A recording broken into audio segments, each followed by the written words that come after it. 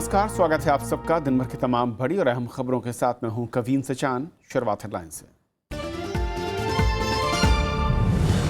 नजीब जंग का दिल्ली के उपराज्यपाल पद से इस्तीफा, शिक्षा के क्षेत्र में लौटने का हवाला। कांग्रेस का केंद्र और केजरीवाल के बीच साठगांठ का आरोप।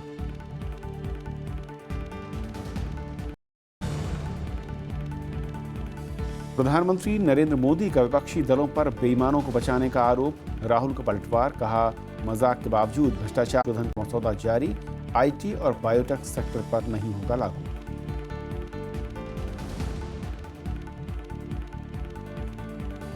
और आइए देखते हैं पहली खबर।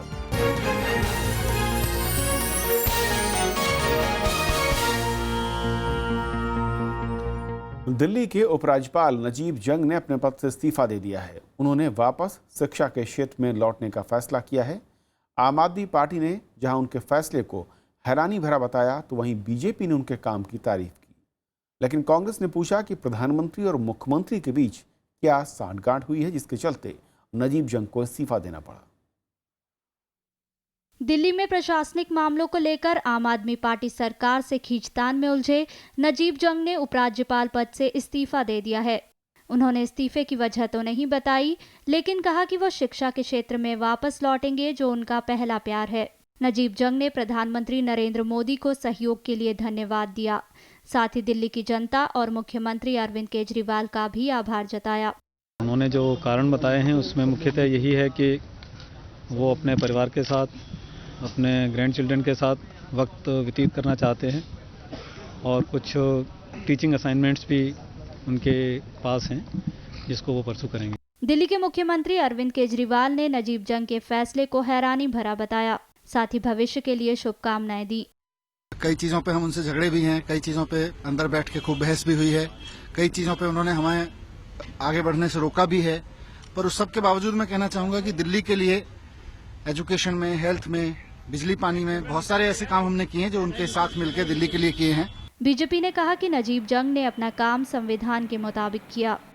उन्होंने कोशिश की दिल्ली में अच्छे से काम करने की, कॉन्स्टिट्यूशन को सुरक्षित करने की, और कॉन्स्टिट्यूशन पर जब भी प्रहार हुए, वाद विवाद हुए, आरोप प्रत्यारोप हुए, उन्होंने कभी अपना संयम नहीं खोया।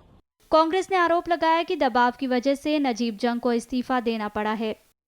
अगर केंद्र सरकार ने इस वक्त एक अनसेरेमोनियस एग्जिट नजीब जंग जी को मिला है तो उसके पीछे कारण बताएं, और क्या डील हुई है नजीब जंग को हटाने के पीछे केजरीवाल और नरेंद्र मोदी के बीच में, उसके बारे में जानकारी दें। नजीब जंग को 9 जुलाई 2013 में दिल्ली का उपराज्यपाल बनाया गया था।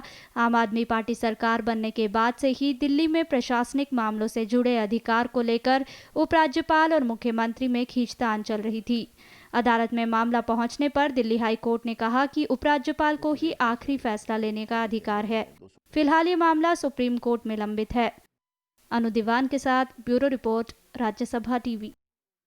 इस मसले पर और बातचीत करने के लिए हमारे साथ जनसत्ता के मुख्य संवाददाता मनोज मिश्रा। मनोज, स्वागत है आपका। मनोज, जिस तरीके से ये पूरा घटनाक्रम हुआ है, सब कुछ सहज तो नहीं दिखता, क्योंकि आप लंबे अरसे से दिल्ली और यहाँ की राजनीति और सिस्टम को करीब से देखते रहे हैं। किस तरीके की खबरें आ रही हैं? असल में ये सबको चौंकाया, जैसे बाकी लोगों को, हम लोगों को भी चौंकाया। एक चीज़ जो खटक रही थी वो ये कि हाई कोर्ट का जब 8 अगस्त को फैसला आया और ये आया कि उपराज्यपाल ही दिल्ली के अधिकारी हैं, अंतिम फैसला उन्हीं का होगा, तो उन्होंने पूर्व सीएजी के अगुवाई में एक कमेटी बनाई 3 लोगों की, जो दिल्ली सरकार के 1.5 साल के फैसले की जांच कर रही थी, 400 फाइलों की। वो रिपोर्ट 30 तारीख को उसने दे दी। इससे पहले एक उपराज्यपाल ने बयान में कहा था कि वो जैसा कमेटी जैसी टिप्पणी करेगी उस हिसाब से कार्रवाई की जाए, सीबीआई को देना जरूरी होगा, सीबीआई को देंगे। 30 तारीख को रिपोर्ट आने के बाद आज 22 तारीख हो गई। हम सब इस उम्मीद लगाए हुए थे कि वो रिपोर्ट पब्लिक डोमेन में आएगी, वो नहीं आई। तो एक ये बात खटकने की है, और अजय माकन जो कह रहे हैं उसमें कहीं ना कहीं 1% ये भी लग रहा है कि कहीं हो ना हो कि ज़्यादा कड़ाई करने का जो नजीब जंग का फैसला था वो केंद्र सरकार को नागवार गुजर रहा था। एक सीमा तक मुझे लग रहा है कि वो चाहते थे कि केजरीवाल को डराना या ये करना। क्योंकि जाहिर तौर से उन्होंने बहुत सारे फैसले ऐसे लिए जो उन नियम में नहीं थे, और वो आएंगे और उसमें वित्तीय मामले भी, और वित्तीय मामले सरकारी पद्धति में तो 1 रुपया भी अगर किसी पर जाता है तो वो फाइनेंशियल बगलिंग बड़ा आरोप लगता है, उस पर कार्रवाई होती है, लोग जेल जाते हैं तमाम तरह की। और इस तरह के अगर करोड़ों अरबों के अगर फैसले गलत हुए हैं तो बड़ा लंबी सजा और बड़ी बदनामी आम आदमी की होती। तो ये क्षण के लिए ये लग रहा है कि संभव है कि उनकी ज़्यादा कड़ाई केंद्र को पसंद ना आ रही हो। पिछले दिनों जैसे आरबीआई के जो ये थे अपने रघुराम राजन गवर्नर, उन्होंने जिस तरह से एक्सटेंशन लेने से इनकार कर दिया और कहा कि हमें लौटना है, कारण उन्हें बहुत विस्तार से नहीं बताया, कुछ उसी से मिलता जुलता हमें ये केस भी लग रहा है। यानी कि ये माना जाए कि जो नजीब जंग साहब ने कहा है कि शिक्षा के क्षेत्र में वापस जाना चाह रहे हैं, असल में वजह नहीं, क्योंकि एक बड़ी वजह ये भी कि 25 तारीख से उन्होंने एक छुट्टी का आवेदन दे रखा था और अचानक 22 तारीख को अगर वो रिज़ाइन करते हैं, रिज़ाइन स्वेच्छा से अगर हो तो मैसेंजर के ज़रिए नहीं होता है, आमतौर पर खुद जाकर आदमी सबमिट करता है। जी, अगर ये संकेत केंद्र सरकार से उनको मिला होता, क्योंकि हम सब जानते हैं कि उनकी नियुक्ति यूपीए गवर्नमेंट ने की और वो मैक्सिमम समय जो उनका बीता है वो इस सरकार के समय में बीता है, तो जाहिर तौर से अगर इनसे पहले दिन से कोई मतभेद होते तो अब तक बदल चुका होता, क्योंकि अमूमन दिल्ली में ही प्रैक्टिस रही है कि जिसने लेफ्टिनेंट गवर्नर बनाया, अगर उस पार्टी की सरकार केंद्र में चली गई तो बदल जाते हैं। ये पहला मौका था जब इतने लंबे समय तक नहीं बदले, थोड़े बहुत तो चल जाएंगे। इसलिए जाहिर तौर से आप जो कह रहे हैं वो बात अपने आप में महत्वपूर्ण है कि अगर ये मन से छोड़े होते या कोई मतभेद नहीं होता, कई लोग ये बता रहे हैं जो अभी तो कुछ ही घंटे हुए हैं कि केंद्र सरकार के भी बहुत सारे लोगों को ये पता नहीं था कि ऐसा बोल्ड स्टेप नजीब जंग उठा रहे हैं। इसलिए हमें लग रहा है कि ये इसको भी 16 आने आप रूल आउट नहीं कर सकते कि ये ऐसा हुआ होगा कि इनको नहीं करने दिया गया होगा काम, या आप एक सीमा तक उसको घोड़े को दौड़ा रहे हैं फिर अचानक कहें ब्रेक लगाओ, तो वो क्योंकि हम लोग पहले ही कारण तो ये मान के चल रहे थे कि इनको लग रहा होगा 3.5 साल हो गया, मानसिक और तनाव कितना झेलें, इसलिए चलो अब चलते हैं। लेकिन अगर तनाव वगैरह की बात होती तो जिस तरह से आरोप प्रत्यारोप आम आदमी पार्टी ने इन पर काफ़ी दिन पहले से लगा रखे थे तो पहले ही छोड़ देते। लेकिन कांग्रेस की जो आरोप हैं, कांग्रेस का एक साठगांठ का उसकी तरफ इशारा किया है दिल्ली की राजनीति में, और हाल के अगर मैं 3 महीनों में जो इलेक्शंस या फिर जो लोकल लेवल पर चीज़ें सामने आई हैं, क्या उसमें दिखता है कि जो कांग्रेस के आरोप हैं उसमें कहीं दम है? बीजेपी आम आदमी पार्टी की जो टसल थी वो इतनी ज़्यादा थी और शायद उसको कम करने के लिए जंग साहब के को जाना ही एक विकल्प था।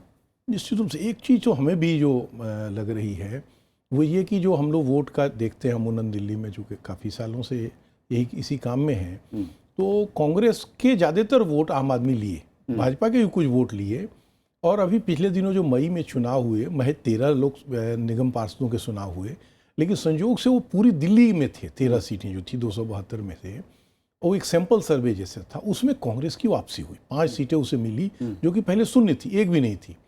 तो कांग्रेस के लोगों को लगा कि हम वापस कर रहे हैं, तो और पुरजोर से लगे। आप देख रहे होंगे कि रोज़ कोई ना कोई कार्यक्रम जमा कर और बाकी लोग, बल्कि राहुल गांधी को भी बार बार वो लोग सड़क पर ले आ रहे हैं दिल्ली में और पूरे जोर शोर से लगे हैं। तो एक ये लोग माहौल बनाने के कि हमारे लोग वापस, बल्कि अभी जब मनोज तिवारी को अध्यक्ष बनाया गया, दिल्ली बीजेपी का अध्यक्ष, तो मुझे लग रहा है उसके बाद सबसे ज़्यादा जो पार्टी रिएक्ट की और सक्रिय हुई है वो कांग्रेस है। कांग्रेस ने पूर्वांचल सेल और ये सब करना धरना, तो कहीं ना कहीं ये आभास होने लगा था कि कांग्रेस वापसी कर रही है, और जितना ये टकराव बढ़ेगा या केजरीवाल कमज़ोर होंगे उतना कांग्रेस मजबूत होगी भाजपा के बजाय। ये भी एक सिग्नल जा रहा है। जी। एक आखिरी सवाल मनोज जी की, असल में अब जिस तरीके की राजनीति दिल्ली में देखी है जनता ने, नई सरकार यानी आम आदमी पार्टी की सरकार बनने के बाद, नजीब जंग के जाने के बाद, क्या वो एक चैप्टर आपको लगता है कि क्लोज होता दिखेगा जिस तरीके के संकेत हैं, या फिर उस लड़ाई में चेहरे बदलेंगे लेकिन लड़ाई असल में वो कायम रहेगी? पूरी तौर से तो बदलना, मतलब बंद होना चैप्टर मुझे लग नहीं रहा है, इसलिए कि जिस स्तर पर इन लोग लड़ाई ले गए हैं, अब जैसे सुप्रीम कोर्ट का फैसला आना है, सुप्रीम कोर्ट ने जो शुरुआती किया है उससे ये लग रहा है कि थोड़ा बहुत तो वो हाई कोर्ट के फैसले को मोल्ड कर सकता है। अब खैर फैसले पर कोई टिप्पणी नहीं और वो फैसला करेंगे, लेकिन जिस स्तर तक लड़ाई पहुंच गई है भाजपा और उनसे, वो एकदम तुरंत विड्रॉ हो जाना असंभव लग रहा है। लेकिन एक बात जो बार बार मन में आ रही है, जो निजी बातचीत में भी हम लोग कह रहे हैं कि कहीं ना कहीं जो अजय माकन आरोप लगा रहे हैं उसमें दम तो नहीं है कि ये कांग्रेस के मुकाबले आम आदमी को खड़ा करने की ये कोशिश की है। चलिए आने वाले वक्त में देखना होगा कि दिल्ली की राजनीति किस तरीके से बदलती है इस इस्तीफे के बाद। बहुत बहुत शुक्रिया आपका अनुरोध इस चर्चा में शामिल होने के लिए। ये थी हमारी पहली खबर। छोटा सा ब्रेक और ब्रेक के उस पार दिन भर की दूसरी बड़ी खबरें।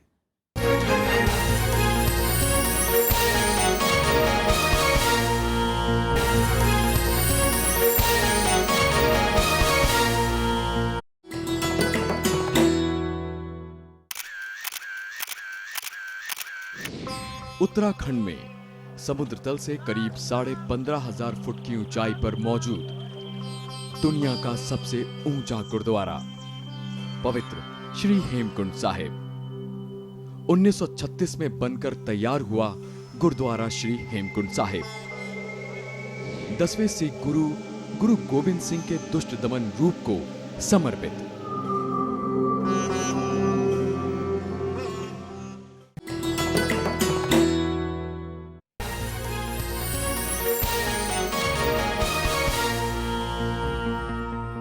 प्रधानमंत्री नरेंद्र मोदी ने विपक्षी दलों पर बेईमानों को बचाने का आरोप लगाया है। वाराणसी में बीएचयू के समारोह में उन्होंने राहुल गांधी के भ्रष्टाचार के आरोपों का कोई सीधा जवाब नहीं दिया, लेकिन राहुल पर तंज कसने से भी नहीं चूके। उनके एक युवा नेता हैं, अभी भाषण सीख रहे हैं। प्रधानमंत्री नरेंद्र मोदी ने राहुल गांधी के भ्रष्टाचार के आरोपों का कुछ इस अंदाज में जवाब दिया। नोटबंदी का बचाव करते हुए उन्होंने कहा कि बेईमानों को बचाने के लिए कैसे कैसे तरीके अपनाए जा रहे हैं। प्रधानमंत्री ने कांग्रेस उपाध्यक्ष राहुल गांधी के आरोपों पर भी पलटवार किया। पैकेट के अंदर क्या है पता ही नहीं चलता, न बोलते तो बड़ा भूकंप आ जाता था और देश को इतना बड़ा भूकंप झेलना पड़ता, ये देश 10 साल तक उभर नहीं सकता था। प्रधानमंत्री ने विरोधियों की तुलना पाकिस्तान से करते हुए कहा कि पाकिस्तान भी इसी तरह से भारत के खिलाफ माहौल खराब करने की कोशिश करता है। नरेंद्र मोदी के निशाने पर पूर्व प्रधानमंत्री मनमोहन सिंह और कांग्रेस नेता पी चिदम्बरम भी रहे। वो अपना रिपोर्ट कार्ड दे रहे हैं कि मेरा दे रहे हैं?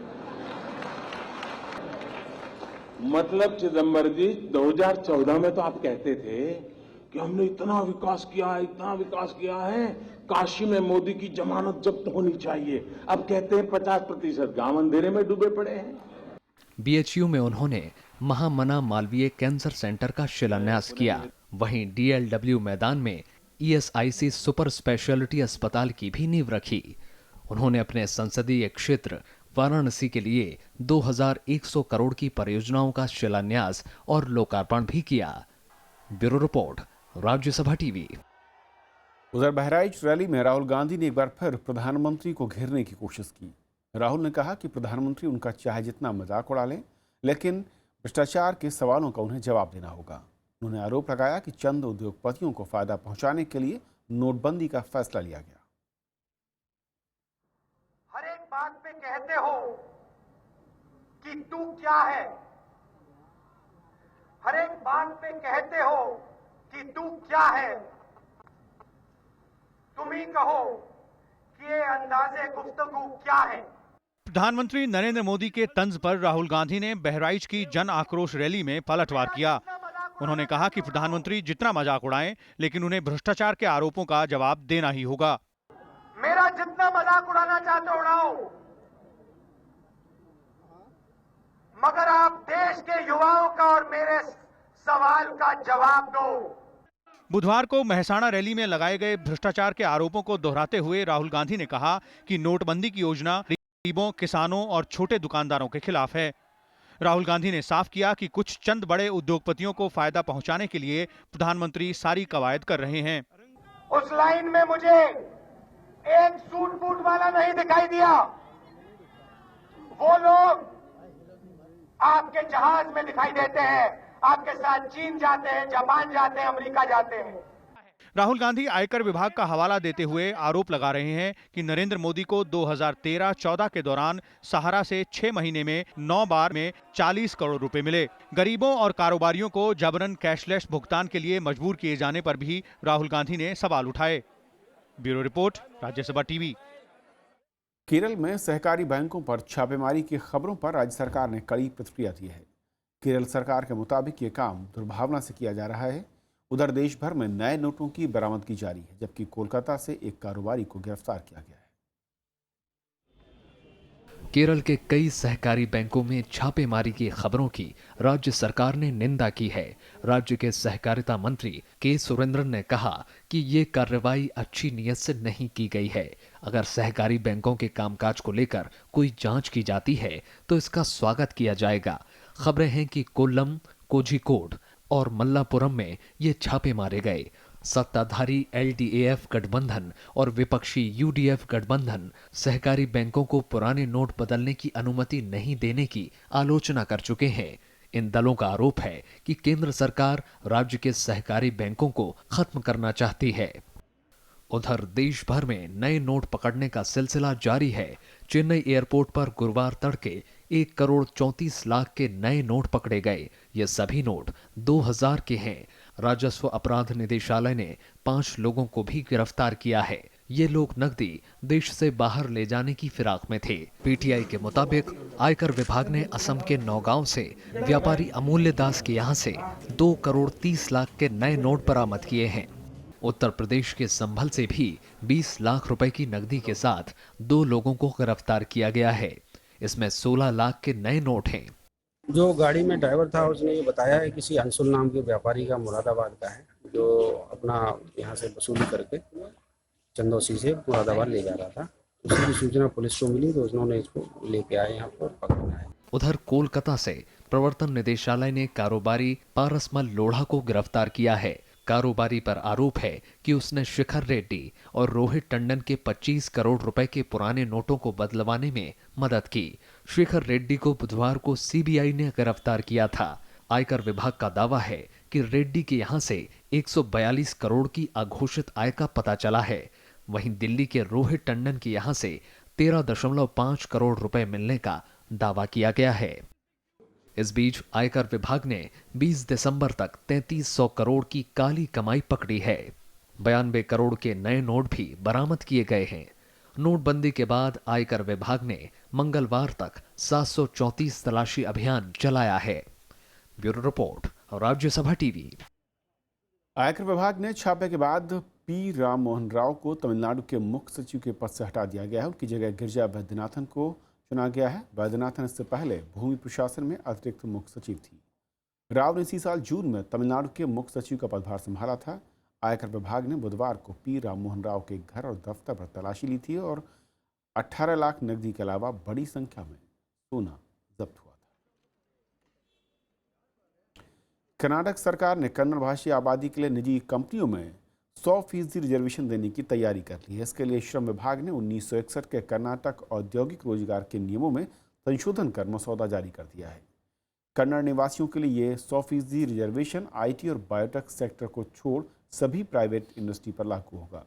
ये रिजर्वेशन निजी कंपनियों की ग्रुप सी और ग्रुप डी नौकरियों में लागू होगा। इसके तहत उन सभी कंपनियों को रिजर्वेशन देना होगा जिन्होंने राज्य सरकार से अपने कारोबार को शुरू करने के लिए कोई भी छूट या लाभ लिया है। अगर कोई कंपनी इस नए नियम को नहीं मानती है तो उसकी वो छूट राज्य सरकार खत्म कर सकती है।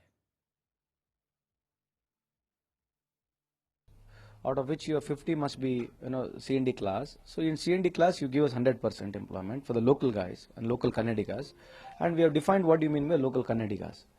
So based on to that, in case if you don't get that local expertise, even the C&D post there, the local guys there, then you can go for the people you can get from outsider.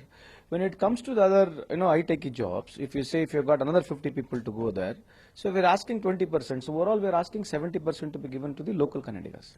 Uttar Pradesh के अंबेडकर नगर जिले में लोगों को राष्ट्रीय खाद्य सुरक्षा mission के तहत खराब अनाज दिया जा रहा है। स्थानीय लोगों की शिकायतों के बावजूद अब तक कोई ठोस कार्रवाई नहीं हो पाई। मामले के मीडिया में आने के बाद स्थानीय अधिकारी अब इसकी जांच की बात कर रहे हैं। उत्तर प्रदेश के अंबेडकर नगर में ये है राष्ट्रीय खाद्य सुरक्षा मिशन का हाल। यहाँ लोगों को जो अनाज मिल रहा है वो खाने लायक भी नहीं है। जिले में कुल 9 ब्लॉक हैं। कमोबेश यही हाल सभी जगहों का है। इस शिकायत के बावजूद दुकानदार उन्हें जबरदस्ती ये अनाज दे रहा है। कोटेदार कुछ करते ही नहीं। कोटेदार कहते हैं सब हमने प्रधान को दे दिया, जाओ प्रधान लेके आओ। प्रधान लेके आते हैं तो प्रधान आता ही नहीं यहाँ तक। कहाँ से खाएं? ये गल्ला हम ही लोग के लिए गवर्नमेंट दे रही है, लेकिन 3-3 महीने हमको नहीं मिलेगा तो क्या करेंगे हम लोग? और मिलेगा भी तो वैसे ही मिलेगा। यहाँ के स्थानीय लोगों को इस बात की भी शिकायत है कि ज्यादातर लोगों को राशन कार्ड भी जारी नहीं किया गया है। ऐसे में कई परिवार ऐसे हैं जो इस योजना के सही हकदार होते हुए भी सरकार की सुविधाओं से वंचित हैं। सूची में नाम ना बा, जब सूची में नाम ना है तो राशन में पैबे ना करी तो राशन कार्ड बनाओ कही थे तो कहीं कि जौन है जब सूची में नाम ना है तो राशन कार्ड बनबे ना करी। उसे जानवर भी खाना पसंद नहीं करेंगे। ऐसा राशन था। गेहूं बिल्कुल आटे की तरीके से हो चुका था, इतने घुन लग चुके थे और चावल बिल्कुल काला पड़ गया था। लोगों की शिकायत पर स्थानीय अधिकारियों ने मामले की जांच की बात कही है। साथ ही दोषियों के खिलाफ कार्रवाई का भरोसा दिलाया है। क्षेत्रीय पूर्ति निरीक्षक को जांच के लिए भेजा गया है। जांच रिपोर्ट आते ही उस पर कार्रवाई होगी। अगर इस तरह की बात की पुष्टि होती है तो सख्त से सख्त कार्रवाई की जाएगी और कार्ड धारकों को सही, साफ सुथरा और शुद्ध गेहूं का वितरण कराया जाएगा। केंद्र सरकार ने 2013 में राष्ट्रीय खाद्य सुरक्षा अधिनियम लागू किया था, जिसके तहत ये सुनिश्चित करना है कि देश में जनसाधारण को खाद्यान्न उपलब्ध हो सके। Bureau report, Rajya Sabha TV. शीतलहर और ठंड ने पूरे उत्तर भारत को अपनी चपेट में ले लिया है। श्रीनगर, कश्मीर से लेकर ओडिशा तक लोग कड़ाके की ठंड झेलने को मजबूर हैं। वहीं धुंध के चलते ट्रेनों की आवाजाही और उड़ानों की आवाजाही पर भी असर पड़ा है। कोहरे, ठंड और शीतलहर से पूरा उत्तर भारत ठिठुर रहा है।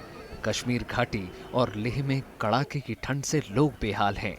डल झील समेत जगह जगह जलाशयों में पानी बर्फ में तब्दील हो चुका है। यहाँ तक कि पाइपलाइन और नलों में भी पानी जम गया है, जिससे पानी की आपूर्ति भी बाधित हो रही है। श्रीनगर में पिछले 6 सालों में दिसंबर के महीने में लोग सबसे ठंडी रातें झेलने को मजबूर हैं। लेह में भी पारा -14 डिग्री सेल्सियस दर्ज किया गया। बहुत सारी मुश्किलातों का सामना करना पड़ता है क्योंकि बहुत ठंड है। सारे काम जो है वो 11 बजे के बाद ही शुरू होते हैं। वहीं उत्तर भारत के बाकी राज्यों में भी हालात अलग नहीं है।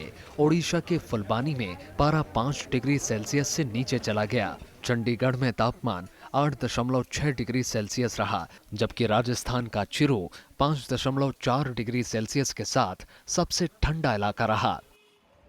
कोहरे की सबसे ज्यादा मार मुसाफिरों पर पड़ी है। घने कोहरे के चलते दिल्ली से चलने वाली कई ट्रेनों को रद्द करना पड़ा, जबकि 30 से ज्यादा ट्रेनें देरी से चल रही हैं। कई उड़ानों को भी रद्द करना पड़ा है। Bureau report, Rajya Sabha TV. तो खबरों के आज के सफर में इतना ही, लेकिन जाते आते खेल के मैदान से एक अच्छी खबर है। आर अश्विन को ICC cricketer of the year चुना गया है। देखिए क्यों इस रिपोर्ट में। इस साल के आईसीसी अवार्ड में ऑफ स्पिनर आर अश्विन छाए रहे। चलिए इसी के साथ सिमटी पारी। अंतर्राष्ट्रीय क्रिकेट परिषद ने अश्विन को साल का सबसे बेहतरीन क्रिकेटर चुना है। इसके लिए उन्हें सर गारफील्ड सोबर्स ट्रॉफी से नवाजा गया। ये ट्रॉफी हासिल करने वाले अश्विन तीसरे भारतीय खिलाड़ी हैं। साथ ही वो गैरी सोबर्स ट्रॉफी जीतने वाले दुनिया के 12वें क्रिकेटर बन गए हैं। अश्विन से पहले राहुल द्रविड़ 2004 में और सचिन तेंदुलकर 2010 में ये सम्मान हासिल कर चुके हैं।